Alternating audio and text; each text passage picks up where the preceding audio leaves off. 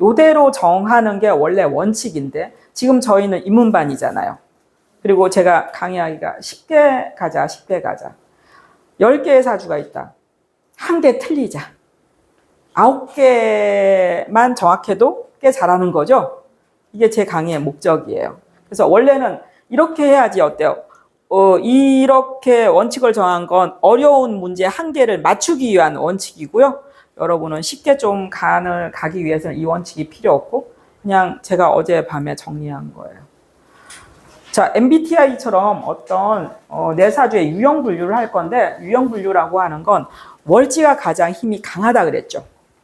자, 봄에는 나무 기운이 가장 힘이 강하고 봄 계절에는 여름 계절에는 무슨 기운이 가장? 화 기운이. 금 계절에는 가을에는 무슨 기운이 가장 강하다고요? 금. 겨울에는 수 계절에는 수. 그러면 월지가 가장 왕성한 오행, 강한 오행이라고 하는 건 내 사주에 영향력을 매우 많이 끼친다는 이야기죠. 그러면 내가 그런 성분이 많다는 얘기죠. 그게 바로 나의 성격이죠. 비견겁제가 많다라고 하는 건 나는 원래 친구, 형제, 동료, 경쟁자 이런 사람들이 많다는 얘기죠. 그리고 나는 독립적이고 누구의 통제라든지 이런 거 받는 거 싫어하고 고집이 강하다는 어떤 그런 성향을 갖고 있다는 얘기죠. 내가 재성이 많다라고 하는 건 나는 항상 돈이라고 하는 글자가 많으니까 돈 생각을 한다는 얘기죠. 돈을 벌고 싶은 거죠. 그러면 어때? 돈 많은 곳에서 근무할 수도 있죠. 돈 많은 곳에서 근무하는 게 대표적인 게 뭐예요? 늘 내가 근무한 게 돈이 있어. 옛날로 따지면 금융업이잖아요. 은행 그런 거죠. 그러니까 돈이라고 하는 숫자를 다루는 직업군이죠. 그런 어떤 성향을 내가 가지고 있다는 얘기죠. 어떤 오행이 많다라고 하는 거, 강하다라고 하는 거, 그건 월지를 보고 결정을 한다. 그걸로 또 이 사주의 특징을 분류하는 거예요. 그러면 관살이 많다. 그건 나는 어때요? 명예지향적이거나, 그죠? 조직지향적이거나 이런 성향이 있다는 이야기이고 국가법이나 사회 조직의 법을 잘 따른다는 성향을 갖고 있는 거죠. 그러면은 관살이 많아. 그러면 그런 사주는 어떤 곳에 근무하면 좋겠어요? 그냥 직장인 하면 좋겠네요? 직장인 하면 좋은데 군인, 경찰도 직장인이죠. 자영업은 아니겠네요, 속성 자체가. 인성이 많다라고 하는 건 어떤 속성을 들고 있다는 거예요? 지식과 정보와 공부와 이런 글자의 속성을 들고 있다는 얘기죠. 이상하게 나는 그런 쪽에서 근무하게 되거나 그런 환경에 노출된다는 이야기예요. 가장 왕성한 오행으로 분류하는 체계를 격국이라고 합니다. 그런데 가장 왕성한 오행이 뭐예요? 월지죠. 월지.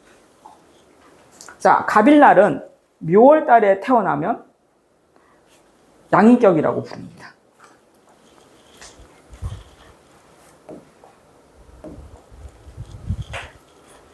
갑일간이 묘라고 하는 것은 우리가 비견겁제 중에서 대체로 겁제죠.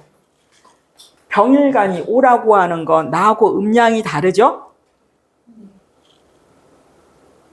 오는 양인데 어떻다고요? 음으로 아까 지장간성으로 바뀌었습니다. 해자와 사오는, 그죠? 아까.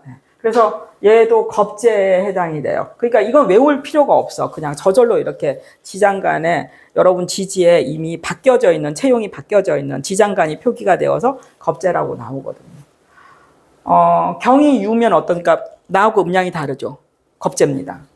임수가 자도 역시 겁제입니다. 그래서 이렇게 겁제월에 태어난 사람들을 갖다 우리는 양인격이라고 해요. 그런데 무토는 병화하고 하토동궁으로 따라가요. 명리학에서는 많은 이제 오행들이 하토동궁으로 따라가는데 목, 화, 금, 수, 토는 중앙방이라서 여기에 위치해 있어요. 목생, 화생, 토생, 금생, 수생, 목. 원래 이런 그림이었는데 이 그림이 토가 여기 가운데 방향으로 있다 보니 원이 찌그러졌잖아요. 그래서 토를 바깥으로 빼내서 만든 원이 목생 화, 화생 토, 토생 금, 금생 수, 수생 목. 그러다 보니 원래는 이 그림인데 우리가 지금 표기할 때는 그냥 오행을 이렇게 동그란 원으로 그려서 표기하는데 원래는 이 형태의 그림이에요. 봄, 여름, 가을, 겨울, 토는 한절기죠. 애매모호한. 그러니까 주역 공부하신 분들은 이 그림을 알 거예요. 하도 낙서의 그림.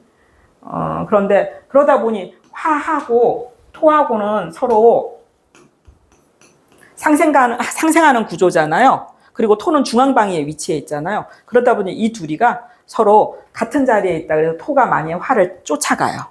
그래서 화하고 토하고의 신살이나 이런 것들이 비슷해요. 사실 우리는 봄, 여름, 가을, 겨울 4계절밖에 없죠. 토는 정말 어디에 배속을 할까 정말 애매모호하죠. 그래서 토일간들이 좀 애매모호해요. 애매모호해서 철학적이에요.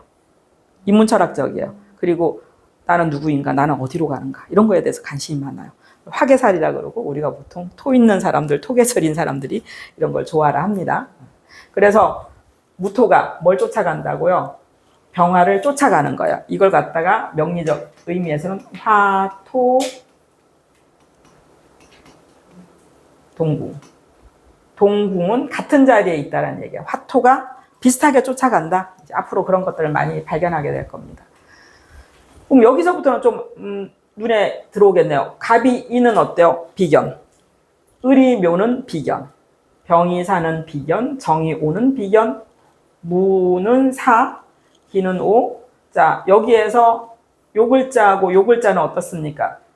무토하고 기토는 비견이 아니고 인성인데 화토동궁의 의미에서 쫓아간 것 뿐이죠. 사실은. 예, 신유, 해자월 다 보면 어떠냐? 비견이죠. 이렇게 월지가 비견에 해당하는 경우를 걸록격이라고 하고 월지가 겁재에 해당하되 양간인 경우 제가 지금 음간은 어떤가? 비워놨죠. 음간은 양인격이 아닌 거죠. 그런데 그렇지 않은 경우는 어때요? 양인격이라고 해서 지금 격을 분류했습니다. 양인격은 양자는 큰 양자, 변양자, 인, 칼날 이자라는 뜻을 들고 있어요.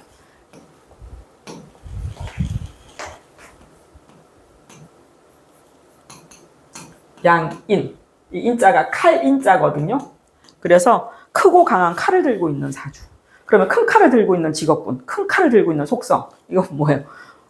군인, 경찰, 군경, 그죠? 또 의사, 또는 칼 들고 설치는 직업군들, 요리사. 칼 들고 설치는 직업군들이 있잖아요. 그런 직업군들이 잘 어울리는 형태의 그런 어떤 성향을 들고 있는 사주이다. 안 그러면 수술수죠. 막 내가 칼질을 해야 되는데 칼질을 내가 못하면 어떻게 돼요? 칼 들고 있는 사람은 잘못하면 누구를 찌를 수도 있어. 옆에 나랑 같이 잠자는 사람을 찌를 수도 있고 나를 찌를 수도 있죠.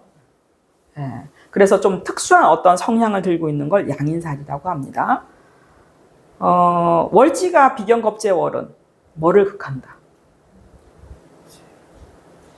죄를 극한다. 네. 군인, 경찰은 칼 쓰는 사람이다. 그러면 아내랑 헤어져서 로테이션 하는 직업군은 모두를 위한 직업군이 될 수도 있겠네요. 양인살 갖고 있는 사람들 보통 군인 직업군들 잘 어울리거든요. 그래서 그런 어떤 특성을 들고 있다. 걸록이라고 하는 글자의 이 록자는요. 록봉을 뜻해요. 록봉이라고 하는 건 우린 국가에서 어떠냐 월급을 받는 걸 록봉이라 그래요. 관직자의 록봉. 그러다 보니 걸록격 자체가 국가기관이나 공무원이나 공직자나 그냥 회사원으로 근무하기에 딱 좋은 그런 성향을 들고 있습니다. 그러니까 이 글자들도 어떻습니까? 재를 극하죠. 재를 극하는데 겁재가 더 많이 극하죠. 양인격이 더 재를 극하죠. 그럼 재를 극하니까 어때요? 그냥 꼬박꼬박 모을 수 있는 월급쟁이가 더 좋겠네요. 예, 걸록격. 예. 간목이 진술이라고 하는 글자는 재성이죠. 근데 재 중에서도 나하고 음양이 같으니까 편재가 되죠. 편재격. 을목이 충미는 나하고 음양이 같으니까 편재가 되죠. 병화가 신은 화극금하죠. 화극금하니까 음량이 똑같죠? 그래서 편재. 지금 월지가 편재면 편재격이라는 얘기네요. 월지가 정제면 정제격이라는 얘기고, 그죠? 월지가 편간이면 편간격이라는 얘기예요. 월지가 정간이면 정간격이라는 얘기고, 월지가 편인이면 편인격이고, 월지가 자는 어떻습니까? 지장간에 임수하고 개수가 있다. 그런데 지장간의 봉기는 마지막 나오는 지장간이다. 개수는 간목한테는 음수죠. 그렇기 때문에 정인이 된다. 그죠? 식신격. 사는 지장간이 무토, 경금, 병화가 있는데 맨 끝에 있는 지장간이 병화다. 병화는 양화다. 그래서 간목한테는 양하기 때문에 식신격이 된다. 그러니까 월지가 식신이냐 상간이냐 이거 가지고 어때요? 격을 분류하는 거죠. 사주 10개 중에서 90% 정도 맞습니다. 그러니까 우리가 지금 지장간, 투간 이야기를 막 했는데 투간을 안 보더라도 투간을 봤다 하더라도 나중에 보면 지지에 뭐 삼합이라든지 방합이라든지 왕세를 보고 또 판단을 하거든요. 그래서 격국 잡는 게 그렇게 쉽지는 않습니다. 근데 이런 방법으로 그냥 잡으면 거의 90% 맞아요. 그러면 당장 자기 사주 만세력에 들어가 있죠? 네. 자기 사주의 격국을 한번 잡아. 이거 지금 프린트물에 나와 있는 거잖아요, 여러분한테. 자기 사주의 격국을 한번 잡아 봅시다. 세상에. 세 번째 수업 만에 격국을 잡다니. 이렇게 쉬운 명리학이 어디 있나, 그죠?